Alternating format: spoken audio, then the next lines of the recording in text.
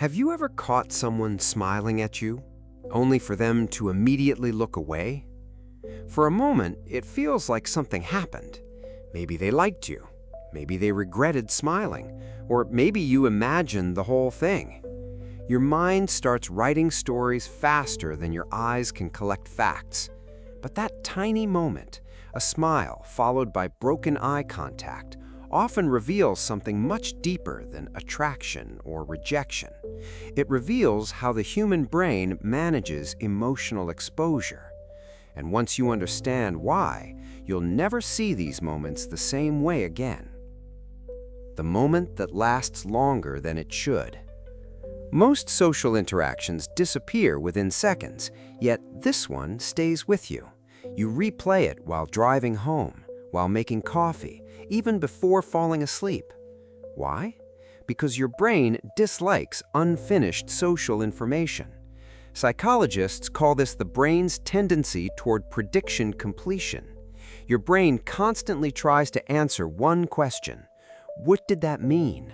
When someone smiles and immediately avoids eye contact, the story feels incomplete, and incomplete stories consume attention. Think about reading a mystery novel that suddenly ends halfway through. Your mind naturally wants the missing pages. Social situations work exactly the same way. But here's what's fascinating. The missing pages usually aren't inside the other person. They're inside the emotional systems both of you are carrying. A smile is more vulnerable than it looks. People often assume smiling is effortless. In reality, a genuine smile is a tiny act of emotional exposure. For a brief moment, someone lets their internal state become visible. Neuroscience shows that authentic emotional expressions involve networks connected with emotional processing and social bonding, while the brain simultaneously evaluates whether that expression is safe in the current social context. The smile comes first. The evaluation comes immediately after. If the brain senses uncertainty, eye contact often disappears, not because the smile was fake, because the emotional system suddenly becomes self-aware. Imagine standing on the edge of a quiet lake. You throw a small stone. The smile is the stone. The ripples are your awareness of being seen. Many people are comfortable throwing the stone. Fewer are comfortable watching someone notice the ripples, and that's where the eyes look away. Why being seen can feel surprisingly intense. Eye contact is one of the strongest social signals humans exchange. Long before language, eyes communicated safety, threat, affection, status, acceptance. Even today, direct gaze activates brain regions involved in emotional significance and social evaluation. It isn't simply looking, it's feeling observed. When someone smiles at you, they briefly reveal emotion. When they continue looking, they also expose themselves to your reaction, and reactions are unpredictable. The brain dislikes unpredictable outcomes, especially if someone naturally fears embarrassment, rejection, or misunderstanding. So it performs a simple protective behavior. Smile, look away, reduce emotional intensity. Notice something important. This behavior often happens before conscious thought. The person isn't necessarily deciding to avoid eye contact. Their nervous system simply lowers emotional stimulation. The invisible conversation between two nervous systems. Here's a mental model.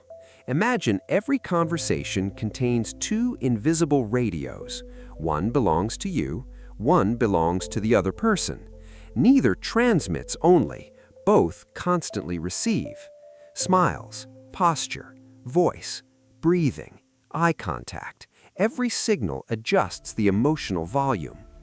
Sometimes both radios become louder at exactly the same moment. That's when people instinctively lower one signal.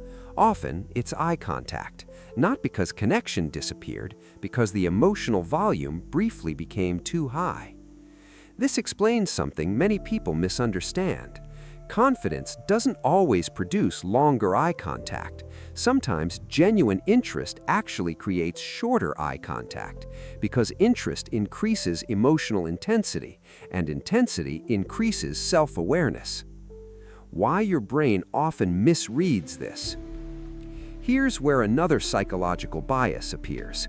It's called the negativity bias. The brain naturally gives more weight to possible social threats than neutral explanations. Someone smiles, looks away, your brain quickly suggests they regret smiling. They think I'm strange, I embarrassed myself.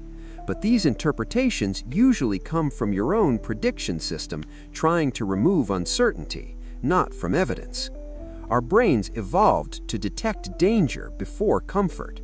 From an evolutionary perspective, mistakenly assuming rejection was often safer than overlooking genuine social risk.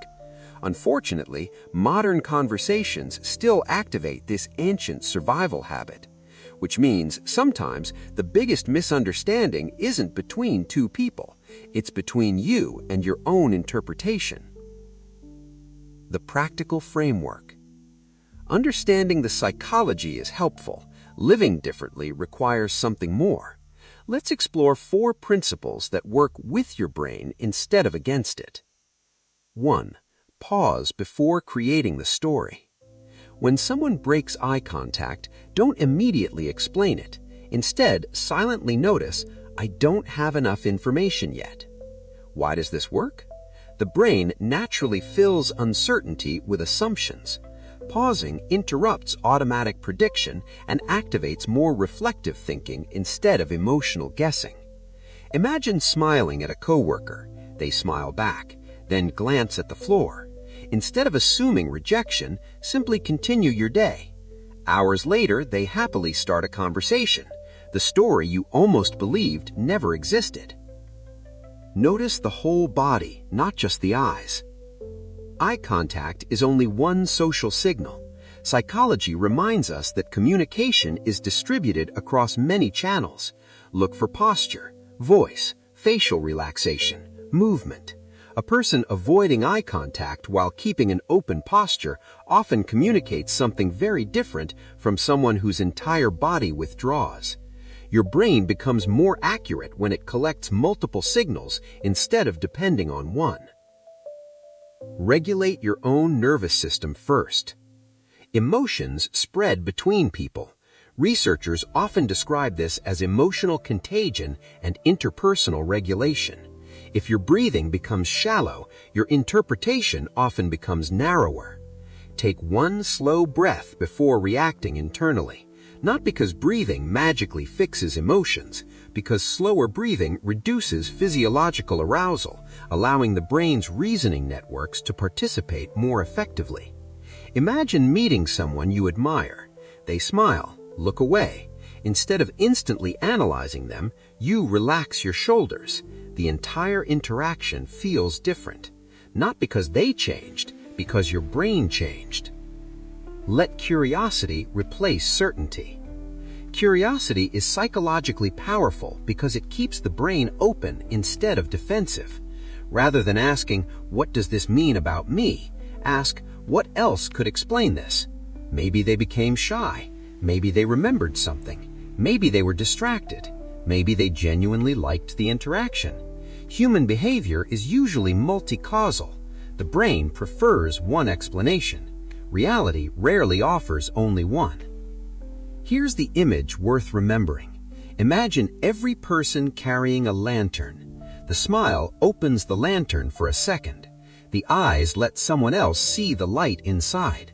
For some people, holding that lantern open feels surprisingly vulnerable, so they gently close it. Not because the light disappeared, because being seen requires emotional safety. The next time someone smiles, then looks away, you don't need to rush toward hope or fear. Simply remember you may have witnessed 2 nervous systems quietly negotiating connection, and those negotiations are often invisible. You spend much of your life trying to understand what other people mean. Sometimes that search becomes exhausting because every glance begins to feel like a verdict. But most people are not carefully judging you.